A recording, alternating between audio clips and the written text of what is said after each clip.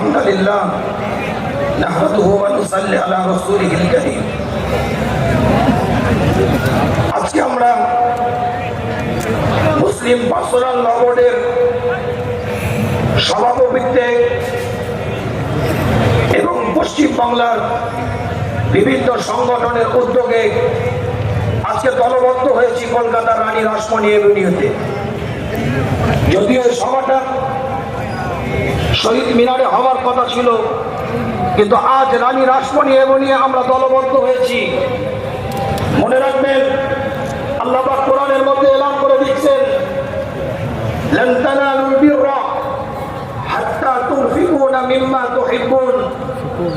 আল্লাহ কোরআনের মধ্যে জানিয়ে দিচ্ছেন, ততক্ষণ পর্যন্ত তোমরা আল্লাহর কাছে প্রিয় হতে পারবে না, ততক্ষণ পর্যন্ত তোমরা কল্যাণ করতে পারবে না নিজেদের, যতক্ষণ পর্যন্ত তোমাদের ভালোবাসার সম্পদ থেকে আল্লাহর রাস্তায় কিছু না ব্যয় করছো, ততক্ষণ পর্যন্ত তোমরা আল্লাহর দরবারে কল্যাণ হতে পারবে না, আল্লাহর দরবারে উত্তম হতে পারবে না।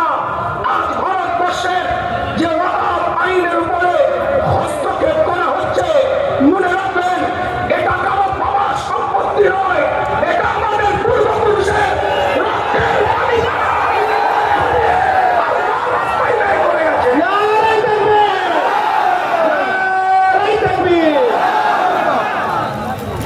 আল্লাহ নবী আল্লাহ রসুলের যুগে একজন সাহাবা এসে সরকার খানাতের দরবারে, মদিনাতুল আলের দরবারে, ইমামুল মুরসালিনের দরবারে এসে বলছে, হুজুর আমার 7টা বাগান আছে, 600 খেজুরের গাছ আছে। আল্লাহ নবী আল্লাহ রসুলের দিকে তাকিয়ে বলছে, হুজুর কি করবো? হুজুর বললেন, তুমি আল্লাহর রাস্তায় দান করে দাও। উমর ইবনে খাত্তাব রাদিয়াল্লাহু তাআলা আনহু তিনি হুজুরের দরবারে এসে, সরকার খানাতের দরবারে এসে, মদিনাতুল আলের দরবারে এসে বলছে, হুজুর আমি খাইবারের বুকে একটা সম্পদ পেয়েছি, সেই সম্পদটা কি করব?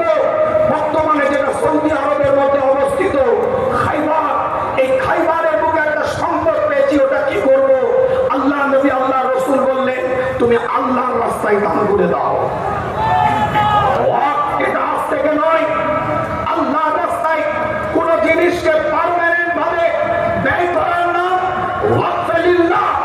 আজকে আমাদের পূর্বপুরুষ আমাদের এই সম্পদগুলোকে দিয়ে গিয়েছিলেন মসজিদের জন্য, মাদ্রাসার জন্য, মক্তবের জন্য, আপনার কিছু জনহিত কাজ করার জন্য। একটা হচ্ছে রিলিজিয়াস পারপাস, আর একটা হচ্ছে সোশ্যাল কাজ। এই দুটো কাজে এই সম্পদের আয়টা ব্যয় হবে। এতদিন আমরা লড়াই করেছি, আজকে জানিয়ে দিতে চাই, রানী রাসমণি এভিনিউ থেকে এতদিন আমরা লড়াই করেছিলাম এনআরসির বিরুদ্ধে, লড়াই করেছিলাম এনপিআর এর বিরুদ্ধে, লড়াই করেছিলাম সিএএ বিলের বিরুদ্ধে। মনে রাখবেন, ওটা আমাদের নাগরিকত্বের অস্তিত্বের লড়াই ছিল, ওটা আমাদের নাগরিকত্বের অস্তিত্বের লড়াই ছিল। কিন্তু এই ওয়াকফ বিল, এটা আমাদের ঈমানের অস্তিত্বের লড়াই।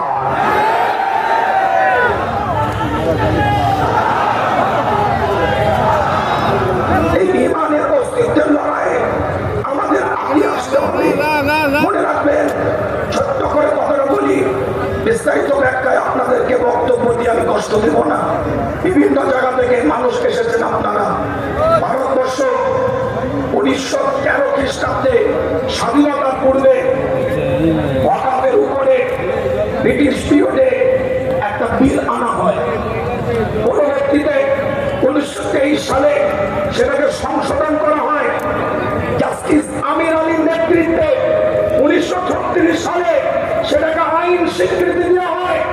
স্বাধীনতার পরে 1954 খ্রিস্টাব্দে নতুন করে আবার ওয়াকফের সংশোধনীয় বিল নিয়ে আসা হয় এবং শেষবার 1995 সালে শেষ আপনার সংশোধন করে ওয়াকফ বিল আনা হয়। আজ যে কর্মকাণ্ডের সাথে আমরা জড়িত আছি, মনে রাখবেন, এই কাজ মানবতার কাজ। এই কাজ আজকে আপনার আমার নৈতিক দায়িত্ব, নৈতিক কর্তব্য বলে আমরা মনে করবো। ইমানি দায়িত্ব, ইমানি কর্তব্য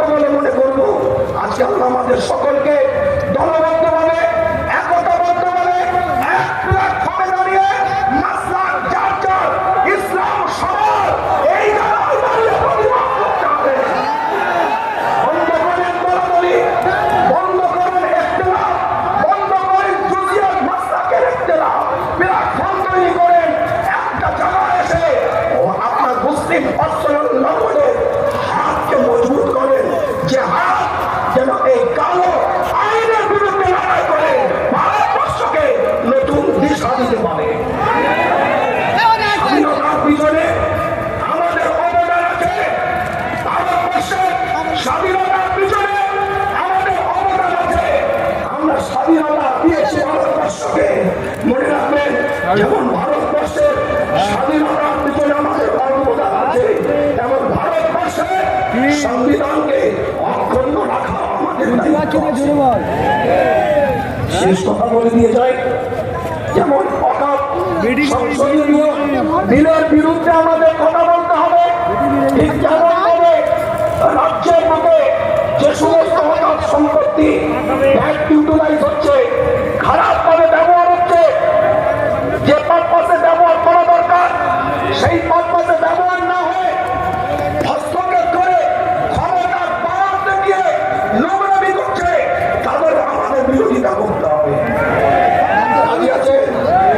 রাজি আছে? তকবীরে ধ্বনি দেন, নারায়ে তাকবীর। আল্লাহ আমাদের সকলকে কবুল করে।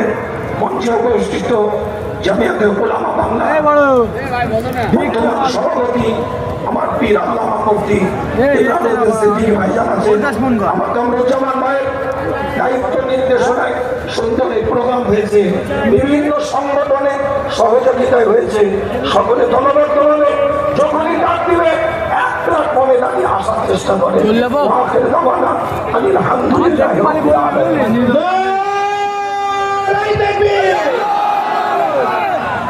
ইতিমধ্যেই মঞ্চে আমরা পেয়েছি অল ইন্ডিয়া মুসলিম পার্সোনাল ল বোর্ডের মহিলা শাখার আরো একজন মেম্বার জনাবা উসমা আলম সাহেবা, তিনি এসছেন। আমরা সকলের পক্ষ থেকে তাকে আন্তরিক অভিনন্দন, ভালোবাসা জ্ঞাপন করছি।